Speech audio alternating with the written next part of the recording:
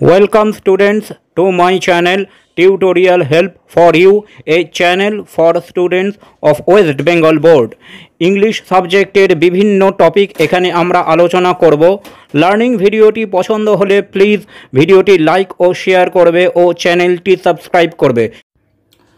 Hello students, আজকে আমরা English গ্রামারের খুব ইম্পর্টেন্ট একটা টপিক আলোচনা করব, সেটা হচ্ছে ভয়েস চেঞ্জ অর্থাৎ বাচ্য পরিবর্তন। ইংলিশ গ্রামার বা ব্যাকরণে বাচ্য পরিবর্তন বা ভয়েস চেঞ্জ একটি গুরুত্বপূর্ণ অধ্যায়।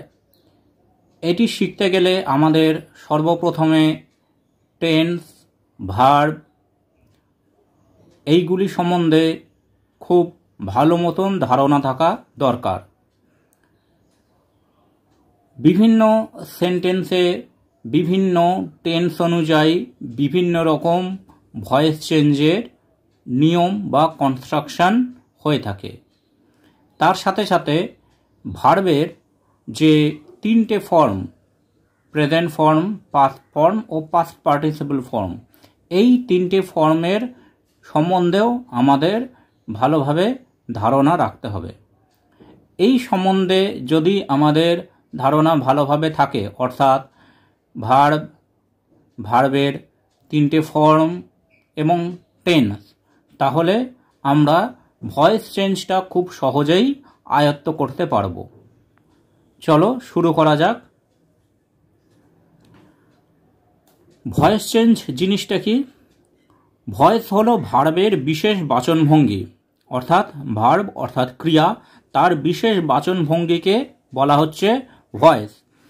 ইংরেজিতে দুই রকম ভয়েস ব্যবহার করা হয়। একটা হচ্ছে অ্যাক্টিভ ভয়েস অর্থাৎ কর্তৃবাচ্য, আর একটা হচ্ছে প্যাসিভ ভয়েস বা কর্মবাচ্য। অ্যাক্টিভ ভয়েস কর্তৃবাচ্য আর প্যাসিভ ভয়েস কর্মবাচ্য। দেখো, দুটো বাক্য দেওয়া আছে, সেন্টেন্স লেখা আছে, হি রোট এ বুক, সে একটি বই লিখেছিল। এ বুক ওয়াজ রিটেন বাই হিম, একটা বই তার দ্বারা লেখা হয়েছিল। অর্থাৎ দেখো, প্রথম যে বাক্যটা হি রোট এ বুক, সে একটা বই লিখেছিল, এখানে আমরা কি দেখতে পাচ্ছি? প্রথম বাক্যে রোট ভার্ব, রোট হচ্ছে ভার্ব, হি হচ্ছে সাবজেক্ট আর এ বুক হচ্ছে অবজেক্ট। রোট ভার্বের যে সাবজেক্ট হি অর্থাৎ সে নিজেই কাজটি করেছে। হি রোট এ বুক, সে বইটি লিখেছে, অর্থাৎ সে নিজেই বইটি লিখেছে, সাবজেক্ট নিজেই কাজটা করেছে।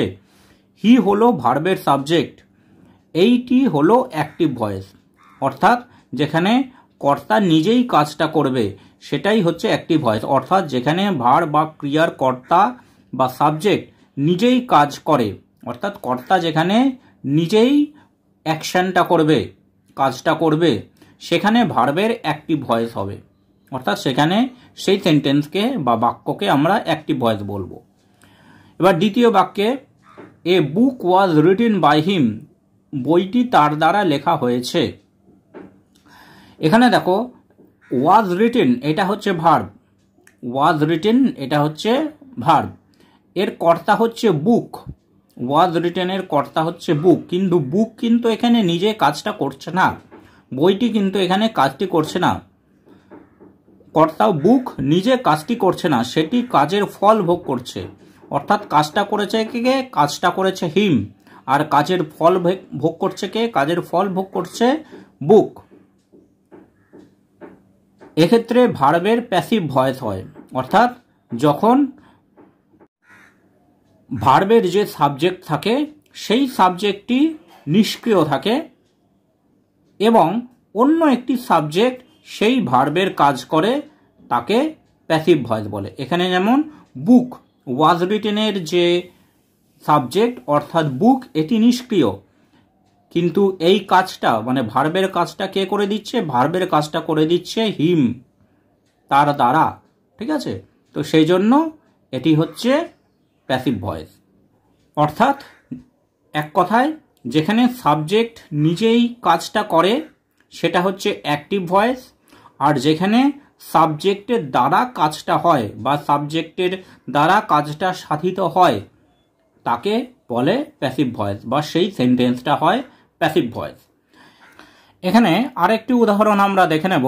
যেমন দেখো, Rahul it's bread.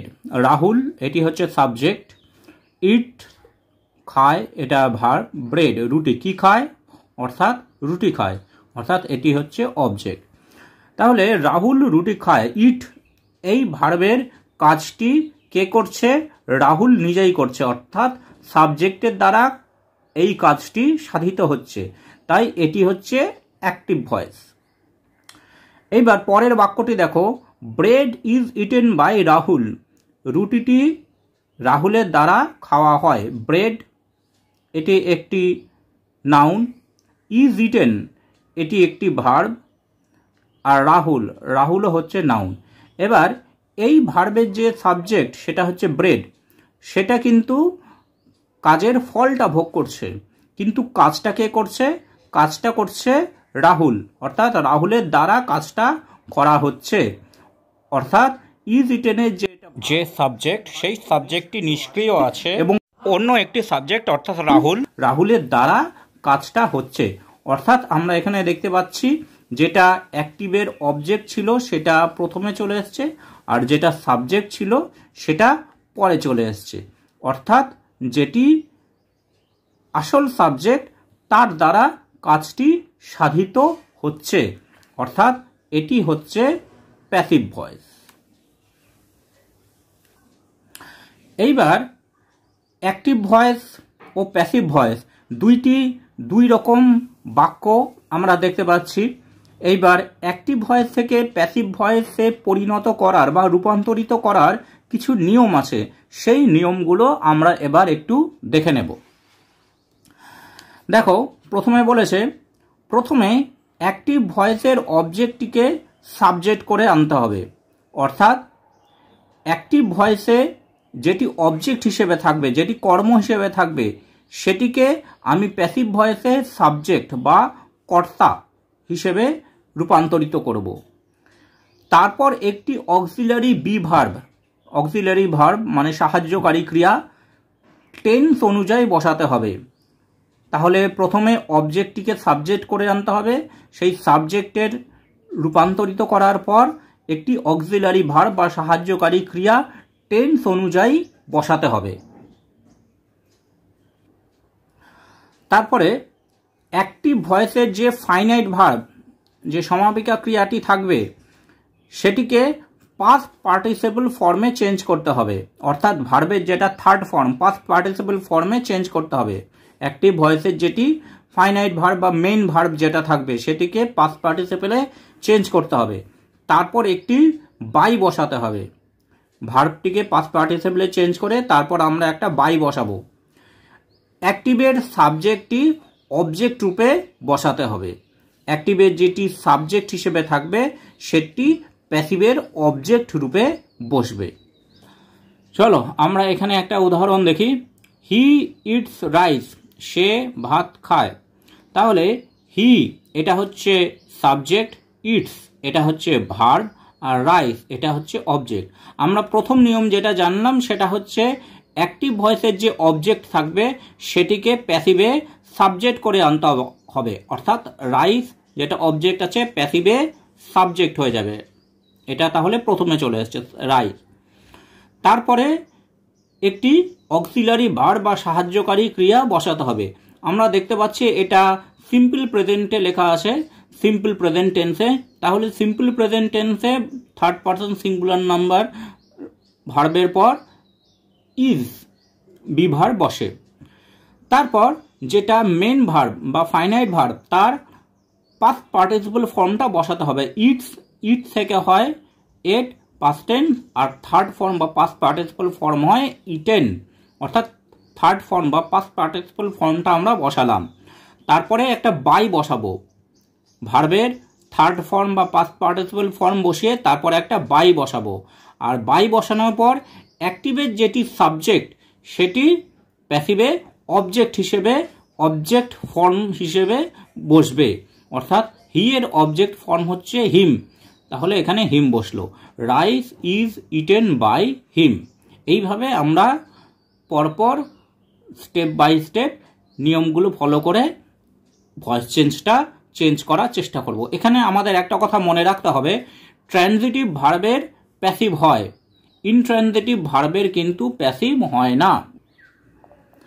Transitive verb অর্থাৎ সকর্মক ক্রিয়া, অর্থাৎ যে ভার্বের একটি কর্ম থাকবে সেই সেন্টেন্সেরই প্যাসিভ করা সম্ভব হবে। ইনট্রানজিটিভ ভার্ব অর্থাৎ অকর্মক ক্রিয়া, যে ভার্বের কোনো কর্ম নেই বা অবজেক্ট নেই, সেই ভার্বের বা সেন্টেন্সের প্যাসিভ করা সম্ভব হয় না। ভয়েস চেঞ্জের নিয়মের যে প্রয়োগ তার আরও একটি উদাহরণ আমরা এখানে দেখে নেব। এখানে দেখো, সীমা স দ্য ম্যাচ, সীমা ম্যাচটি দেখেছিল। এখানে সীমা হচ্ছে সাবজেক্ট, স হচ্ছে ভার্ব, পাস্ট টেন্সে আছে, simple past, are the match এটা হচ্ছে অবজেক্ট। এইবার আমরা প্রথম নিয়ম যেটা জেনেছি, অ্যাক্টিভ ভয়েসের যেটি অবজেক্ট থাকবে সেটি প্যাসিভ ভয়েসে সাবজেক্ট হয়ে যাবে। অর্থাৎ অ্যাক্টিভ ভয়েসের সাবজেক্ট হচ্ছে দ্য ম্যাচ, এটা তাহলে প্যাসিভ করার সময় আমি সাবজেক্ট হিসেবে নিয়ে আসব, অর্থাৎ 1 নম্বর নিয়ম। অর্থাৎ দ্য ম্যাচ এই ফ্রেজটি আমার প্যাসিভ ভয়েসে সাবজেক্ট হিসেবে চলে এলো। তারপর একটি অক্সিলারি ভার্ব বা বি ভার্ব আমি টেন্স অনুযায়ী বসাবো। এখানে বাক্যটি আছে সিম্পল পাস্টে, অর্থাৎ সিম্পল পাস্ট অর্থাৎ পাস্ট টেন্সের বি ভার্ব হয় ওয়াজ বা ওয়্যার, এখানে সিঙ্গুলার ফর্মে আছে সেই জন্য আমি লিখলাম ওয়াজ, বি ভার্ব 2 নম্বর নিয়ম। তারপর যেটি মেইন ভার্ব বা ফাইনাইট ভার্ব তার থার্ড ফর্ম, মেইন ভার্বটি হলো স, স থেকে থার্ড ফর্ম হয় সিন, অর্থাৎ থার্ড ফর্মটি এখানে আমি বসালাম। তারপরে আমাকে একটি বাই শব্দটি বা ওয়ার্ডটি বসাতে হবে। তারপর বাই অর্থাৎ the match was seen by. এরপরে যেটি অ্যাক্টিভ ভয়েসের সাবজেক্ট হিসেবে আছে সেটি প্যাসিভ ভয়েসে অবজেক্ট হিসেবে বসাতে হবে, সীমা। তাহলে the match was seen by Seema. এইভাবে আমরা অ্যাক্টিভ থেকে প্যাসিভে রূপান্তরিত করব নিয়মগুলো মাথায় রেখে। Thanks for watching this video. তোমরা ফেসবুক এবং ইমেলে কন্ট্যাক্ট করতে পারো।